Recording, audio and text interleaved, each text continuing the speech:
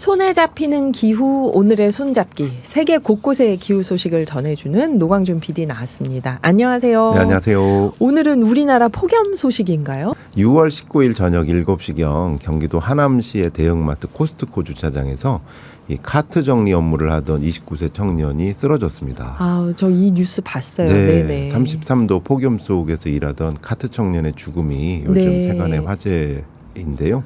병원으로 옮겨졌는데 끝내 사망했죠. 당시 낮 최고 기온이 33도로 폭염주의보를 내려진 상태였고 네. 1시간에 한 200개 안팎에 달하는 카트를 모아서 매장 입구로 옮기는 업무를 전담했다고 해요. 이 유족들이 근데 충격적인 것은 고인이 쓰러지기 전부터 폭염 속의 열악한 근무 환경, 고통을 호소했다고 하는데 네네. 이런 말을 했다고 합니다. 엄마, 나 오늘 43,000보 걸었다. 코스트코 매장 안에서 43,000보를 걸으시나요? 예. 와, 이거 얼마나 일을 한 걸까요? 난 12시에 출근해서 1시간 연장 근무를 해서 밤 예. 10시에 끝났는데 이제 12시부터 10시까지 이제 43,000보, 26km를 이제 무거운 카트를 끌고 다니면서 작업을 했다는 거죠. 아이고, 주차장 바깥은 에어컨도 없으니까. 예. 네. 이 3시간마다 15분씩 쉬는 게 규정이래요. 네. 근데 이제 바빠서 이 3시간을 넘을 때도 있었고 네. 사실 뭐 3시간마다 15분 쉬는 게 그렇게 많이 쉬는 것도 아니고요. 예. 더울 때. 더구나 휴식 공간이 5층에 있어서 네. 한 왕복으로 한 9분 정도 걸린다고 합니다. 아, 그러니까 그냥 예, 주차장 한쪽에 쪼그려 앉아 있거나 더운데. 그런 네. 식으로 쉬었다. 이게 이제 유족들의 말이고요. 네.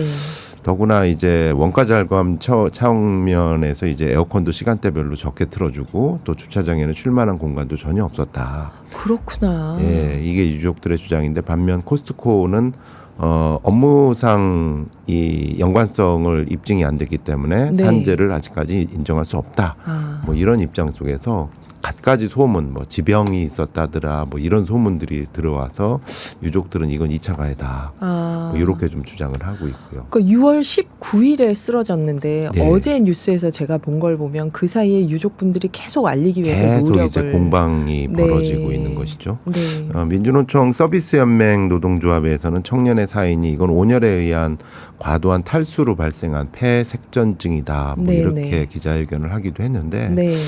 이런 안타까운 소식들 보면 근데 이 위험 직군이 의외로 다양하다는 거 아. 방송을 통해서 알게 되잖아요. 네네. 뭐 어제도 그런 사연이 왔습니다만 이 땡볕에 비닐하우스 안에서 일하는 농민들도 네. 그렇고 또 외국인 노동자들도 그렇고 또 주차장 그 안내하시는 분들도 그 땡볕에서 정말 네네. 저희 회사 건물도 정말 고생하시더라고요. 맞아요. 택배 하시는 분들, 건설 현장, 우체국 노동자, 또 음식점 불판 노동자. 오늘 출근하면서 보니까 건물 옆에 이 구두 닦는 작은 네. 매장도 엄청 덥겠더라고요. 맞습니다. 거기도. 예. 그래서 그 저희 그 기후톡파원 한 분께서는 지구 열대화 시대에 네. 이제 폭염에서 근무하는 분들에게는 쉴 시간과 쉴 공간을 의무적으로 보장해야 되는 거 아니냐. 아, 정말 동감합니다. 뭐 이런 진짜. 주장을 하셨습니다. 예, 예. 그대로 읽어드리면 이틀 연속 38도를 찍었는데 옆 동네에서 밭일하던 어르신이 쓰러져 사망했습니다.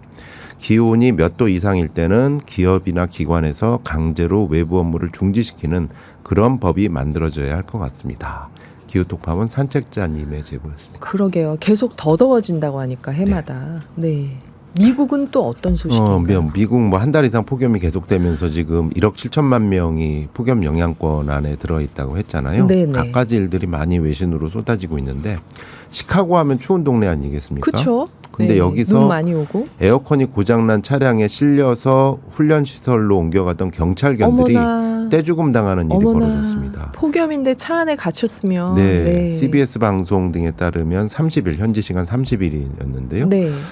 일리노이주 시카고 오헤어 국제공항에서 음. 이 인디애나주로 이제 훈련 시설로 이동 중이던 경찰견 18마리 가운데 8마리가 차량 화물칸에서 죽은 채 발견됐다고 어머나, 합니다. 어떻게 경찰견 하면 특별히 강하게 훈련받은 네. 개들인데. 근데 이제 에어컨이 고장나 있었는데 몰랐던 거죠. 아이고. 그리고 고장난 에어컨이 크게 우르르 이렇게 흔들리는 소리 때문에 네. 이 안에 있는 개들이 울부짖는 소리가 안 들렸다 그래요. 아. 당시 시카고 지역의 낮 기온이 33.3도였고요. 어우, 이 물이 있던 그릇도 다 말라 있을 정도로 그렇게 더웠구나. 굉장히 뜨거운 열기로 네. 가득했다라고 합니다. 아이고. 한편 뭐 캘리포니아에서는 이제 35도 폭염을 피하겠다고 곰이 빙가로 내려와가지고 곰이요. 예, 야생 곰이 산에서 이 내려왔는데 미국은 이제 주택 안에 수영장이 있는 경우가 많잖아요. 네네. 그 수영장에서 수영을 하고 있더래요. 물 속에 들어갔구나. 예. 아. 그래서 이제 출동한 경찰하고 맞닥뜨렸는데 유유히 수영을 마치고 다시 산으로 올라갔다. 아, 다행이네요. 시키고 가서. 네. 그리고 이제 애리조나주의 명물이 이제 선인장이잖아요. 네. 이 선인장은 원래 더운 날씨에 견뎌서 선인장 그렇죠. 아닙니까? 네. 선인장이 말라 죽어가고 있다. 아, 사구아라는 선인장인데요.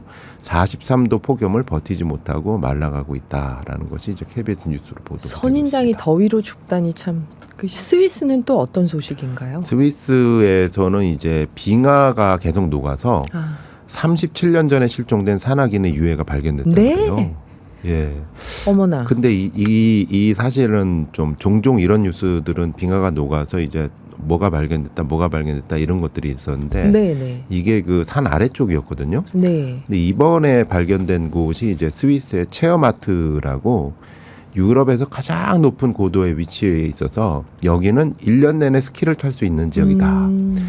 이런 지역의 빙하 지역에서 뭐가 발견이 된 겁니다. 그러면은 그 꼭대기가 녹을 정도였으면 밑엔 다 녹았다는 얘긴데. 예. 그래서 이제 그 산악인들이 네. 테오돌 빙하라고 하거든요. 체어마트 네. 위에 있는 이 등반가들이 뭐지 하면서 발견했는데 등산화가 있고 아이젠이 있어요. 아. 유전자 분석을 해보니까 37년 전인 1986년에 실종된 독일인 등반가. 예, 실종 당시 나이가 38세였다고 합니다. 글쎄요. 발견돼서 유가족은 기쁘셨겠지만 이 보통 일이 아니네요. 네, 그때는 어쨌든 그 못 찾잖아요. 네네. 눈사태에 휘말리면 눈 속에 파묻히면은 그랬는데 이제 이 하나씩 둘씩 이렇게 발견이 되는데 빙하가 녹아내리면서 뭐 추락한 비행기 잔해가 모습을 드러내기도 하고 아하, 그랬대요. 네. 이 주변에서는 그런가 하면 이 이탈리아하고 스위스가 이제 요 알프스를 맞닥뜨리고 네네. 국경이 국경을. 있잖아요. 네.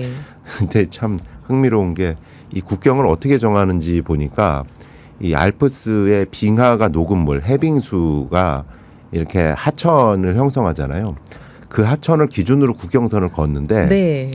이 하천이 달라지고 있대요. 지금 빙하가 너무 많이 녹아내리면서 그래서 국경선이 달라지고 있어서 두 나라 국경선을 어떻게 해야 될지 두 나라가 고민에 빠졌다. 또 이런 일이 있네요. 네. 네. 이 스위스 빙하 전문가들은 예측했던 것보다 훨씬 빠른 속도로 지금 빙하가 줄어들고 있다. 이 속도라면은 금세기 말 거의 모든 알프스 빙하가 사라질 것이다. 이렇게 예상을 했다는데 알프스비가 사라지는 동안 다른 데는 또 얼마나 녹을까요? 근데 이게 세기 말이거든요. 네. 근데 그래서 세기 말이니까 뭐 이런 뉴스 보면은 아이고 뭐 나 살 때까지는 알프스 볼 수 그렇죠. 있겠네 한 7, 이랬는데 80년 남았네. 올여름 기록적인 이 찜통더위가 전 세계적으로 이어지는 걸 보면서 네. 이 예측도 달라질 것 더 같다. 빨라진다. BBC가 네. 전하고 있습니다. 예, 이런 소식들입니다.